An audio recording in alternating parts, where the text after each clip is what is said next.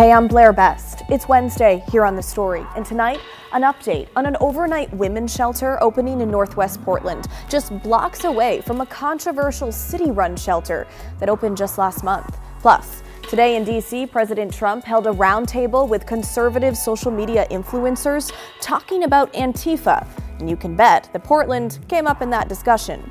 But first, what to know about the court battle over the National Guard deployment to Portland, as police made some changes to the area around the ICE building today. It's our big story tonight. Okay, we begin with a live look at the ICE building in South Portland right now. Our crew there says there isn't too much going on, not very many protesters. As you can see there in yellow, the Portland Police Bike Squad is monitoring the area, talking with some people. Last night, following Homeland Security Secretary Kristi Noem's surprise visit to Portland, our crews saw Oregon State Police troopers posted near the ICE building, potentially the increase of local law enforcement that Secretary Noem asked for. Today, several new developments surrounding federal action in Portland, and just like we've done for the past week and a half, we're going to take you through them over the next 15 minutes. First, businesses surrounding the ICE building say the protests and blocked streets have been making it hard for them to serve their customers. I talked with some of them today who say while they've been dealing with the side effects from the protests for months now, things have escalated this week. You sold out your entire class full of you filthy traitors. Streets around the Portland ICE building remained taped off Wednesday morning as city crews removed the camp where protesters like Lillian had been staying. This is not fair, and now they took all our stuff, and all our stuff is missing. The encampment was cleared due to ongoing public safety concerns, according to a spokesperson for Portland Police. They tell us criminal activity has been associated with the site and that it was blocking the public right-of-way. We take really good care of this place. We pick up our garbage. Around the corner, the Portland Bureau of Transportation made Southbound Avenue a two-way street. The hardest thing we've dealt with is the fact that people cannot or having a hard time getting to the spaghetti factory to come enjoy a meal. The protests and recently blocked streets around the ICE building making it hard for the longtime Portland restaurant to do business. It made it very difficult to serve lunch. We were very slow for our lunch business and ended up yesterday for dinner closing early because of it. Now, some who work in businesses near the ICE building didn't want to go on camera for fear of becoming a target, but they say they have experienced repeat vandalism since the protests began. And signs in the windows of this apartment building right across the street from the ICE building say, "Please do not vandalize. We are not associated with the ICE building." It's just tragic that the whole thing is happening. David Valla lives in that affordable housing complex. Before Kristi Noem showed up, all the protesters were right at the ICE building. With their camp cleared, now they've moved. Right below my balcony. Yeah, we're just gonna post up over here, and we're gonna spread like wildfire. We're gonna try to get more people over here because we're mad. The sound, the anger, the people with the bullhorns that just, shout profanity. The only interest they have here is to suppress the First Amendment. Sleep, rest, pretty much anything. I'm impacted day and night. So it's just kind of a sadness what our country's kind of fallen into. Now, around 4:30 tonight, Portland police reopened the intersections around the ICE building and removed the police tape, though they were quick to remind us of their authority to restrict access to certain areas if there is a threat to public health or safety. By the way, that apartment building across the street, the one with the signs in the windows, is run by Reach Community Development. Now, a spokesperson for Reach sent us a statement saying in part, law-abiding residents of Gray's Landing are directly in harm's way and are suffering the consequences of tactics used by federal agents around the ICE building. Recent events, including tear gas and late-night altercations, have been deeply stressful for our community, and the signage reflects our efforts to maintain calm, prevent harm, and preserve a sense of security. Meanwhile today, Portland Mayor Keith Wilson sent a response to federal officials regarding the ongoing demonstrations near the ICE building. For the most part, the mayor rejected most of the demands by the feds without openly saying that. More on that in a minute. But there was one interesting element the mayor said he is open to. John Adams is near the ICE building for us tonight to explain. John? Yeah, Blair, according to Mayor Keith Wilson, he said Secretary Noem asked if the city of Portland could look at taking over the lease of this building. Now, the federal government has been leasing this facility since 2011, and they're leasing it from a private owner. Now, Wilson mentioned that the city will look at either buying the building or taking over the remaining lease. The city clarified to us today that if one of these things happened, the intent would be to transition ICE out of the building. Wilson added, given the operational challenges and expenses this facility likely demands, we believe this may be a mutually beneficial solution in the best interest of all parties and stakeholders. John, just to get everyone up to speed, what does ICE actually do inside of that building? Well, Blair, it's basically a processing center where ICE detains and interviews people in order to determine their immigration status. We also know that people who are in the process of becoming American citizens go to the facility for immigration check-ins. And when it comes to detaining people, that came up last month when the city of Portland sent the feds a land use violation, saying that ICE violated a city permit by detaining people there overnight for more than 12 hours. Where does that stand? Well, Blair, that violation was issued back on September the 18th, and it gives the feds 30 days up until that point to correct the issue.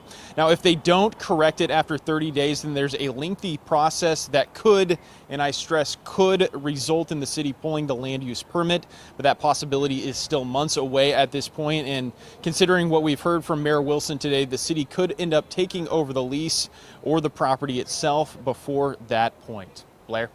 Okay, John Adams in South Portland tonight. John, thank you. Well, Homeland Security Secretary Kristi Noem says she's ready to send 4 times as many federal officers to Portland if the city doesn't make changes at the ICE facility. Before she left Oregon last night, she went on Fox News and didn't hold back. One of the things I've been dealing with all day here in Portland is a bunch of pansies that are elected into political office who won't make a decision to keep their citizens safe. Noem told Fox she wanted the city to provide more security around the building, including a bigger buffer zone for federal officers, at least as big as Noem got yesterday, and a free speech zone to limit where protesters can go.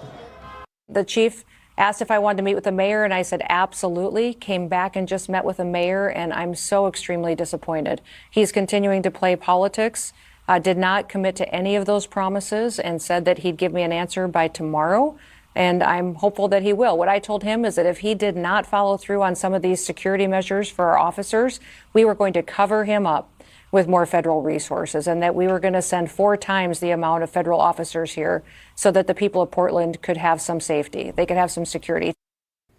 Okay, Wilson did send that response to Noem's team today, but it may not have been what she was hoping for. Like we said earlier, he didn't openly agree to any of the demands. He instead called for federal officers to wear body cameras, identify themselves, and stop using chemical munitions.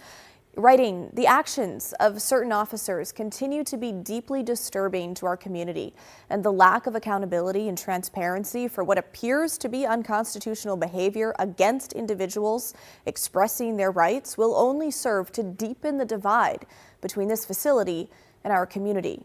He also called on the federal government to clarify a couple of comments President Trump recently made in regards to deploying troops to U.S. cities, writing, "We continue to ask the administration define what full force means to the city of Portland and the role our city would provide as a, quote, training ground for federal operations."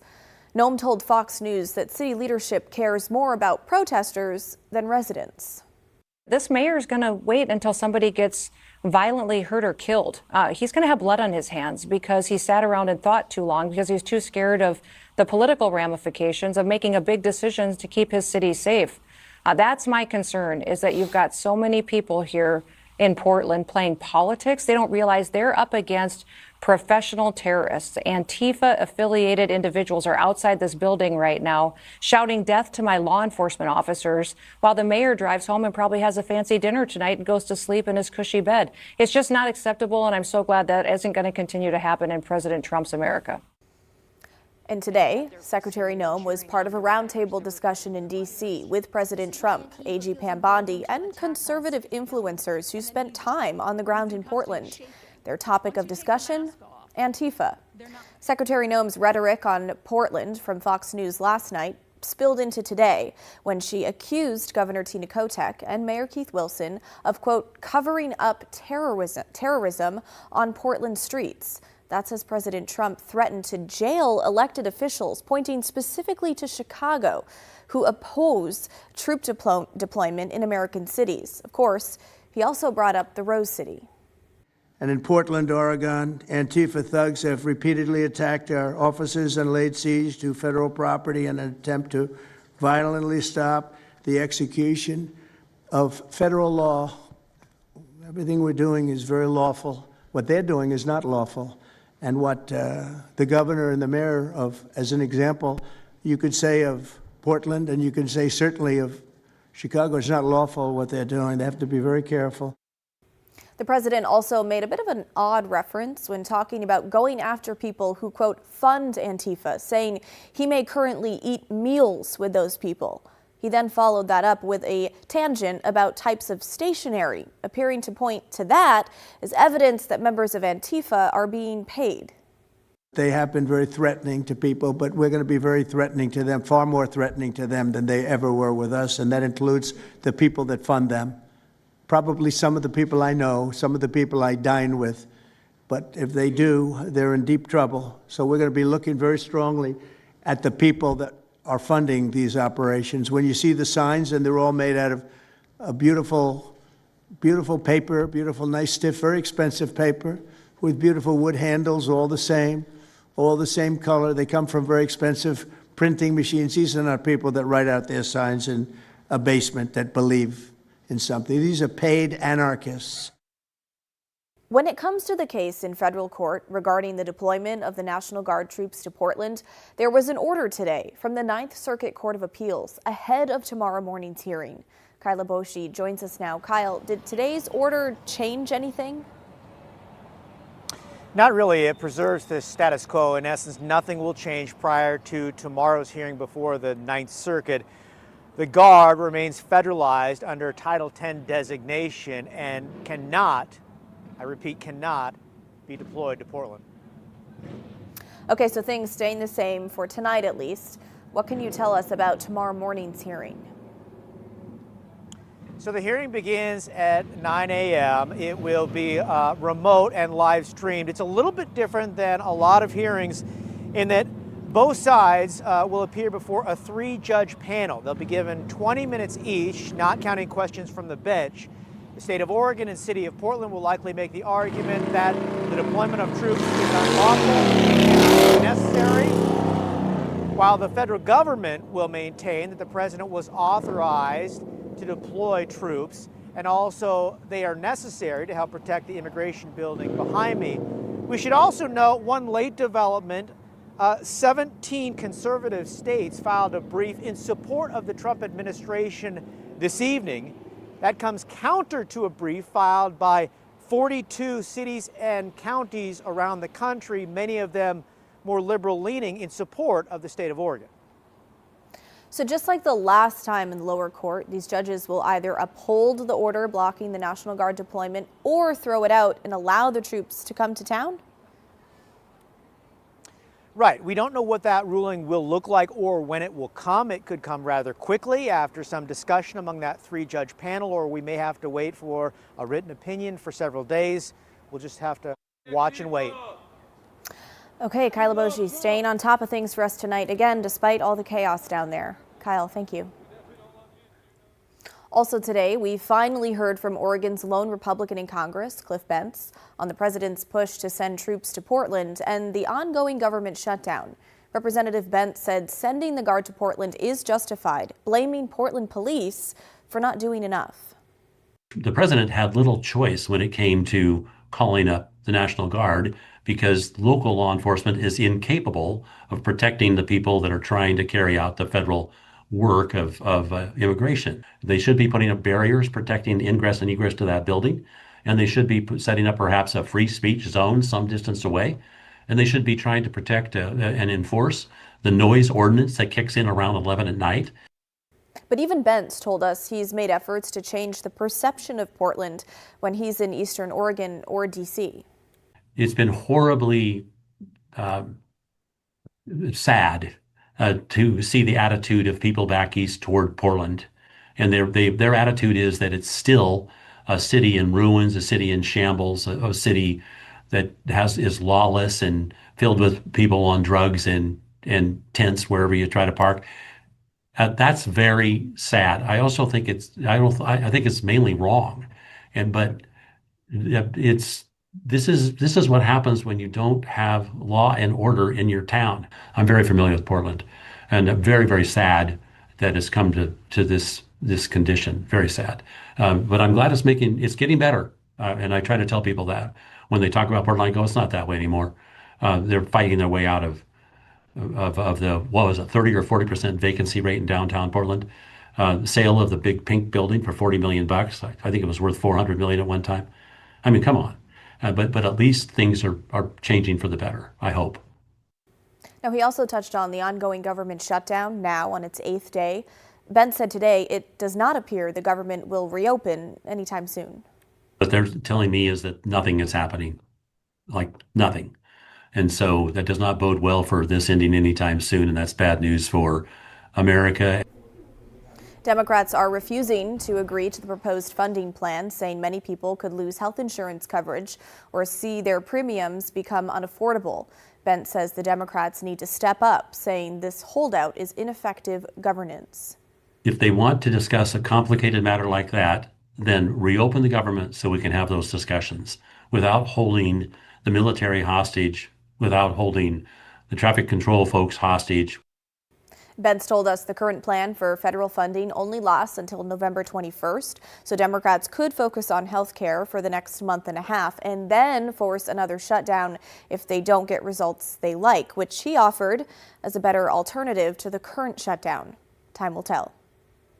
Well, coming up next on the story, yet another overnight homeless shelter will open soon in Northwest Portland, but this one belongs to Blanchet House, not the city. What we know about the opening timeline and what some neighbors had to say. That's when the story returns.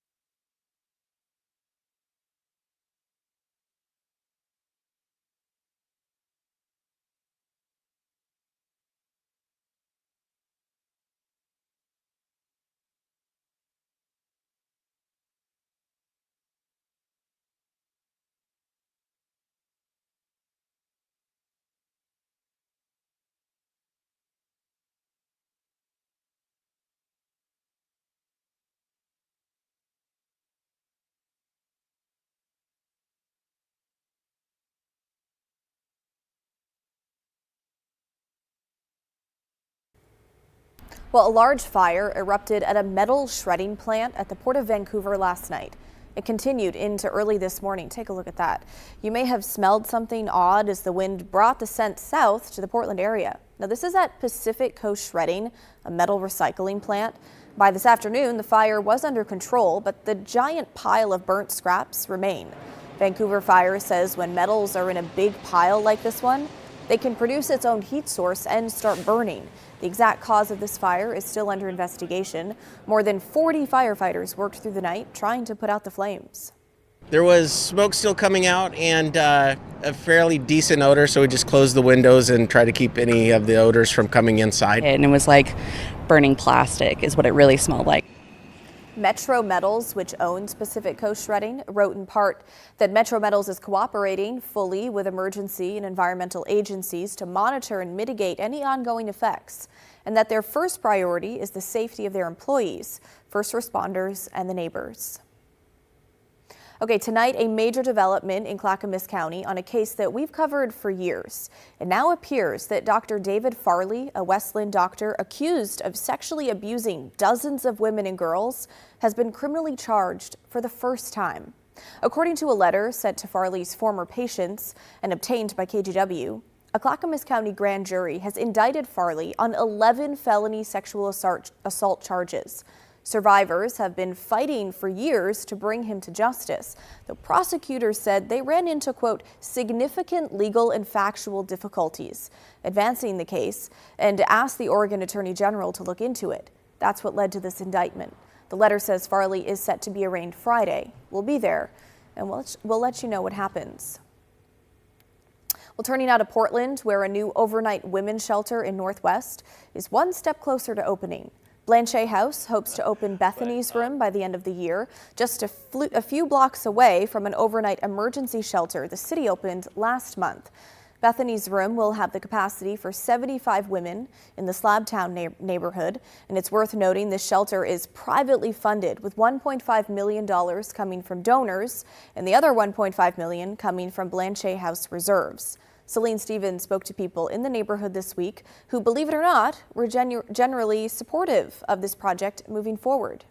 I mean, if it's serving a purpose and it's doing more good than harm, then I don't see why not. I'm definitely in support of the need. Whether it's going to work here, I think time will have to tell. Blanchet House will soon open the doors to their first women's shelter called Bethany's Room, named after a Blanchet House guest who was killed in a hit and run. One of the things that we want to do is not just provide 75 women safety at night, safety from the violence and the terrors of the street, but also a chance to rebuild their lives. It recently received the permit required to start making renovations to this building in Slabtown on Northwest Lovejoy Street and 17th Avenue. Being proximate to TPI, to Blanchet House, to Rosehaven, being close to public transportation, all of these were factors that really recommended this site.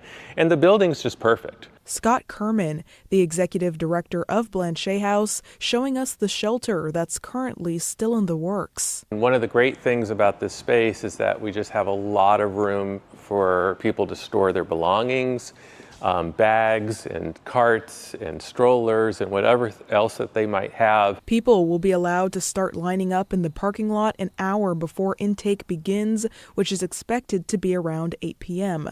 Women will then be provided with a snack and a bed until around 8 the next morning. It's after when all the school buses have made their way through the neighborhood, so that way we're not necessarily releasing all of the women to the street at the same time that, you know, parents and kids are waiting for school buses or making their way to school.